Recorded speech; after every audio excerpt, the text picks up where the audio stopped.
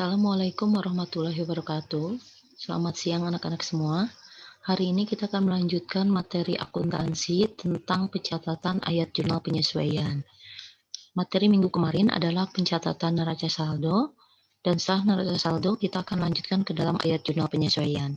Jadi dalam perusahaan dagang ada beberapa akun yang harus disesuaikan, sehingga ini akan mencerminkan keadaan keuangan yang real sesuai dengan keadaan sebenarnya. Beberapa akun yang perlu disesuaikan itu ada dalam materinya, sudah disimpulkan, ada dalam PPT yang Ibu share di Classroom.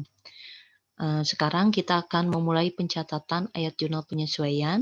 Silakan untuk diperhatikan dengan baik.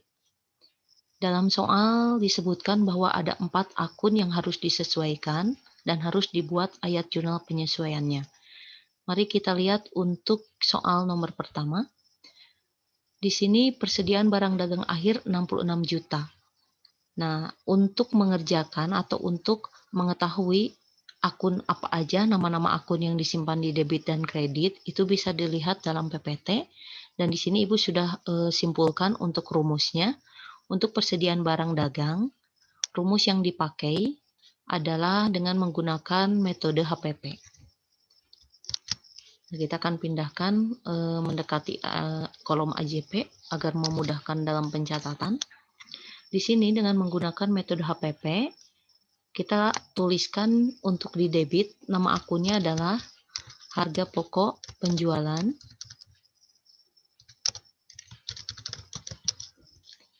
Nah, ini untuk jumlahnya nanti adalah hasil penjumlahan dari rincian yang ada di kredit.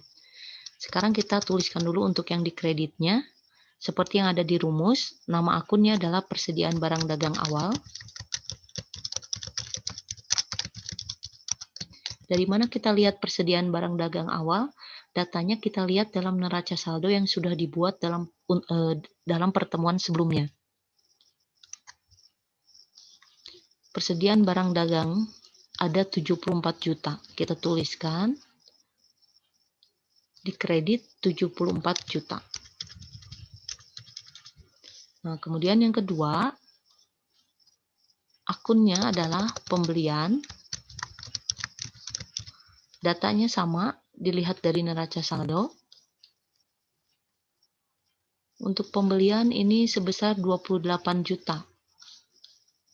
Kita simpan di kredit 28 juta. Kemudian akun yang ketiga, beban angkut pembelian.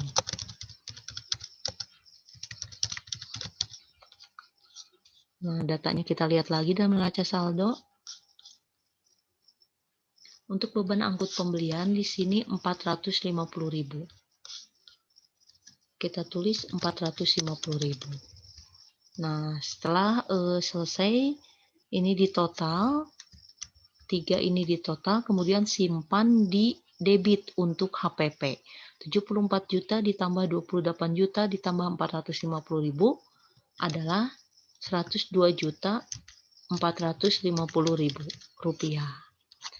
Nah, sekarang kita buat ayat jurnal penyesuaian untuk persediaan barang dagang akhir. Lihat kembali rumus. Persediaan barang dagang akhir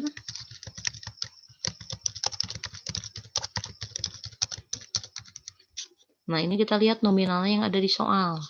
Ini sebesar 66 juta. Nah, sekarang yang masih di debit juga, ada retur pembelian dan potongan harga.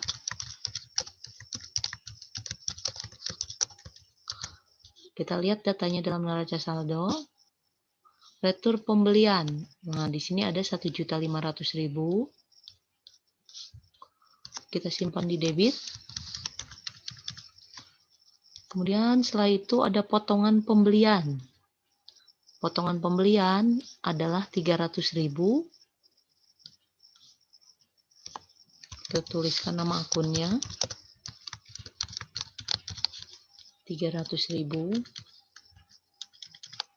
Nah, ini selesai untuk yang di debit. Sekarang yang di kreditnya adalah HPP atau harga pokok penjualan. Ini adalah total dari 66 juta ditambah 1.500.000 ditambah 300.000. Jadi kalau ditotalkan ini menjadi Rp67.800.000. Nah, selesai untuk pencatatan ayat jurnal penyesuaian untuk yang ke-1. Sekarang kita lanjut ke yang kedua. Di sini ada asuransi yang terpakai 750.000. Kita lihat rumusnya. Untuk asuransi yang terpakai, kita pakai rumus yang ini.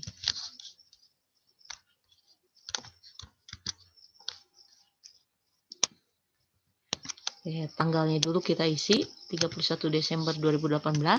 Di sini asuransi yang terpakai. Nah, nama akun yang disimpan di debitnya adalah beban asuransi. Besarnya berapa? Ini lihat di soal. Asuransi yang terpakai berarti ini yang harus dicatat, nominal 750.000. Kita simpan di debit Rp750.000. Terus yang dikredit adalah titik-titik dibayar di muka. Nah, tadi kan soalnya asuransi, berarti asuransi dibayar di muka.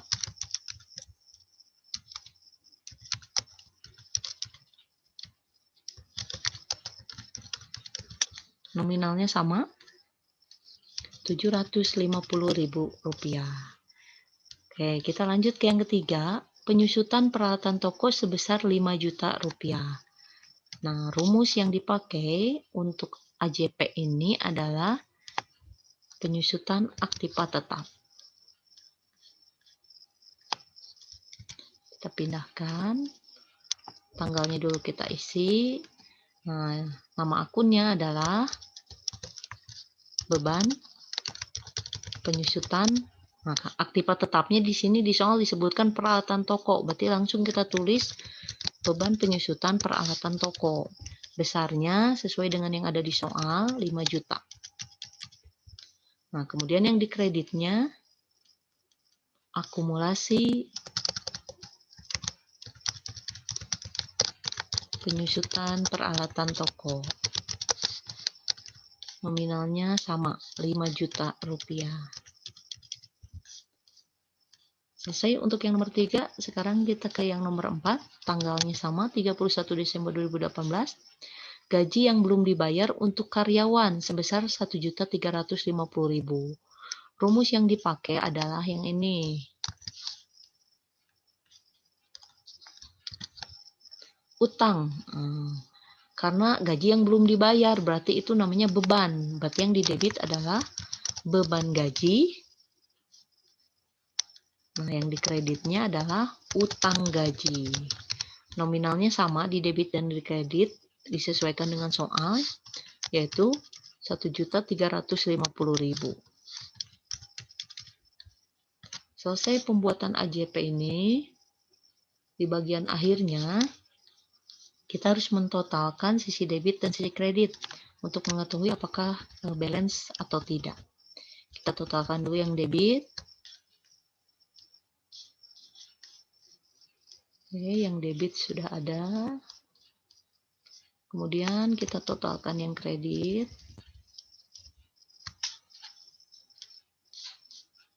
Oke, cek. Ternyata antara debit dan kredit ini jumlahnya sama. Nah, berarti diketahui bahwa terjadi balance antara debit dan kredit, ini menandakan bahwa AJP yang kita buat itu sudah betul. Nah, ini adalah pencatatan AJP. Setelah AJP selesai, langkah selanjutnya adalah kita pindahkan ke dalam kertas kerja. Ini adalah kertas kerja. Nah, dalam kertas kerja, di sini ada nama-nama akun, kemudian ada kolom-kolom yang harus diisi. Ini tinggal kita pindahkan dari data yang sudah kita punya sebelumnya. Baik, langkah pertama adalah kita memindahkan neraca saldo. Minggu kemarin sudah ada jawaban benar untuk neraca saldo, kita tinggal pindahkan. Kita tinggal copy paste dari data yang sudah benar. Kita bisa copy paste dari nomor akun, nama akun, jumlah debit dan kreditnya semua. Kita pindahkan ke dalam kertas kerja. Nah, ini sudah terisi. Nah, sekarang kita pindahkan AJP yang kita buat barusan. Tapi tidak bisa kita copy paste seperti neraca saldo karena kolomnya ini berjauhan. Jadi kita pindahkan satu-satu ya. Oke, untuk AJP-nya kita mulai dari atas. Di sini ada harga pokok penjualan 102.450.000. Berarti kita tinggal pindahkan ke dalam kertas kerja. Oke, di sini akun untuk HPP sudah ada atau belum? Sudah ada. Nah, ini adalah akun HPP.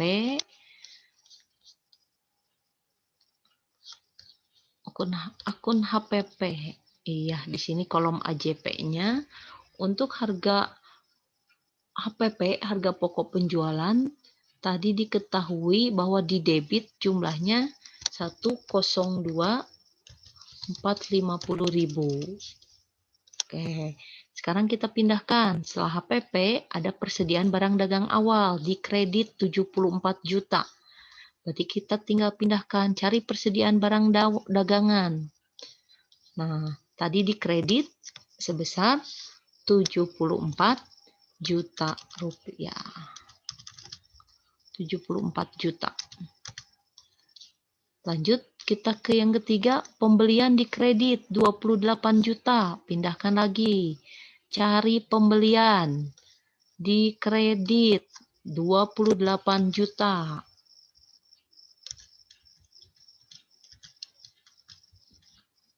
Oke. Berikutnya, beban angkut pembelian di kredit 450.000. Beban angkut pembelian. Oke, kita lihat kolom AJP di kredit 450.000. Lanjut, persediaan barang dagang akhir 66 juta. Jadi kita lihatnya persediaan barang dagangan di debit ya, 66 juta.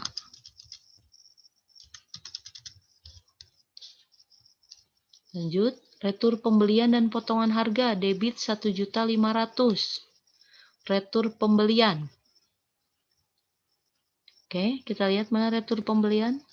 Iya, retur pembelian. Tadi di debit. Nah, di debit sebesar 1.500.000 rupiah. Setelah itu potongan pembelian di debit 300.000. Potongan pembelian di debit 300.000.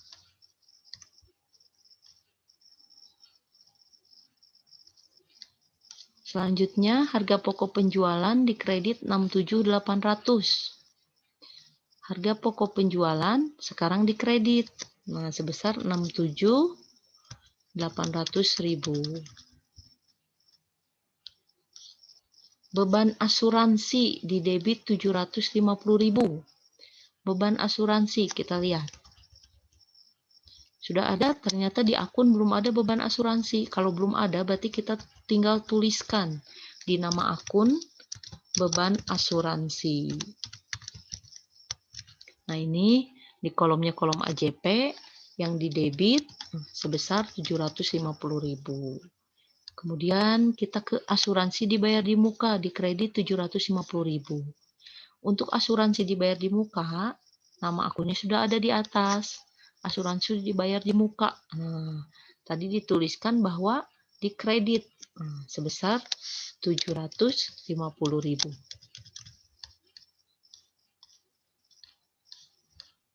Beban yang berikutnya adalah beban penyusutan peralatan toko 5 juta debit. Beban penyusutan peralatan toko. Nah, nama akunnya belum ada. Berarti kita tuliskan beban penyusutan peralatan toko. Ini sebesar 5 juta di debit. Lanjut, akumulasi penyusutan peralatan toko. Ini di kredit. Ini sudah ada nama akunnya. Akumulasi penyusutan peralatan toko tinggal kita tulis di kredit. 5 juta.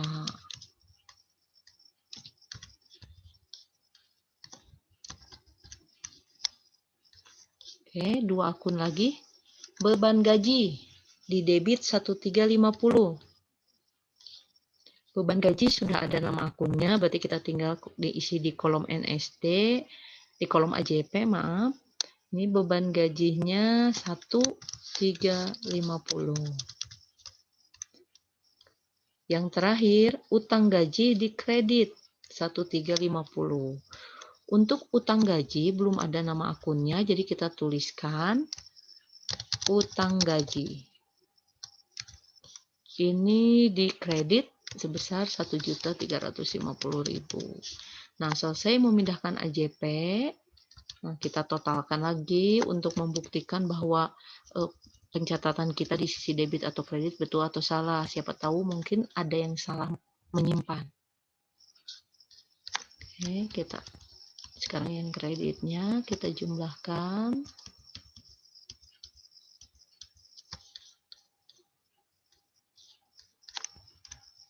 Kita lihat jumlahnya. Ya, sama antara debit dan kreditnya. Oke, pencatatan AJP ke dalam kertas kerja selesai. Berikutnya adalah NSD atau neraca saldo disesuaikan. Nah, untuk neraca saldo disesuaikan, ini kalian bisa tinggal memindahkan, menjumlahkan atau mengurangkan dari neraca saldo dan AJP yang tadi sudah diisi. Kita contohkan ya. Di sini untuk kas, di neraca saldo ada 42.820, AJP-nya kosong, berarti di neraca saldo disesuaikannya tetap karena tidak terpengaruh AJP-nya. Berarti ini tinggal kita pindahkan. Untuk piutang dagang, di sini hanya di neraca saldo, AJP tidak ada, berarti tetap di NSD-nya 34 100.000. Nah, untuk persediaan barang dagang, ini di neraca saldonya ada, kemudian ada penyesuaian, berarti ini mempengaruhi neraca saldo disesuaikan.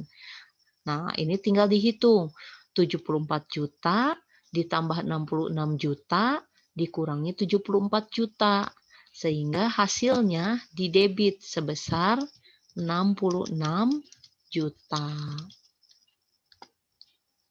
Kemudian asuransi dibayar di muka. Ini di debit 2.200.000, di kredit AJP ada 750, berarti ini dikurangi 2.200.000 dikurangi 750.000.